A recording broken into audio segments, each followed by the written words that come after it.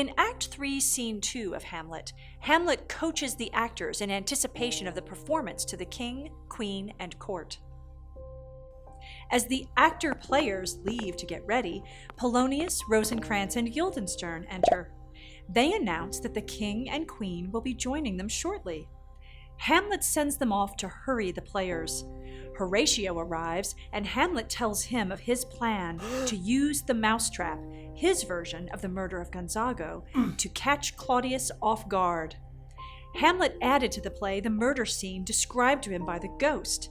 He tells Horatio to watch Claudius's reaction to see if he appears guilty. As the play unfolds, Hamlet's additions make for a strong yet disturbing performance. It becomes too much for Claudius, who leaps to his feet and leaves. In the confusion, the play is halted, and everyone leaves but Hamlet and Horatio. Rosencrantz and Guildenstern enter, telling Hamlet that the queen wishes to see him. They are joined by Polonius, who speaks to Hamlet as speaking to a fool.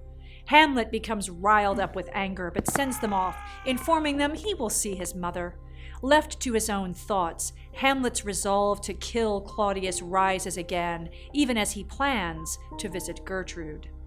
A significant point of the scene is Hamlet's asking the theater troupe to perform his revised piece. At the start of the scene, Hamlet still wants to make sure it was an honest ghost, not a demon. He hopes that with art mimicking reality, he will catch Claudius in his guilt. Thematically, this scene is rich. The play within the play further builds on the theme of truth versus deception. This notion is particularly clear when the players reenact the scene of King Hamlet's death in the garden. Seeing his deed played out publicly, it can be imagined how blurred Claudius's perception of image and reality becomes. The theme of madness piggybacks off the theme of truth versus deception. The two themes are almost inseparable. Interestingly, the king's behavior as the murder scene plays out illustrates the actions of a madman. Claudius begins to crack, and as the play goes on, his cool demeanor evaporates.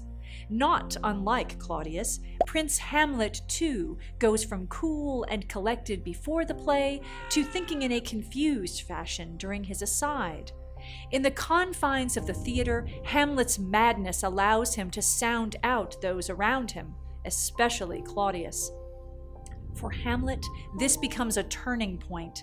Seeing Claudius's reaction, he can now be sure of the ghost's claim and reaffirm his vow to murder his uncle.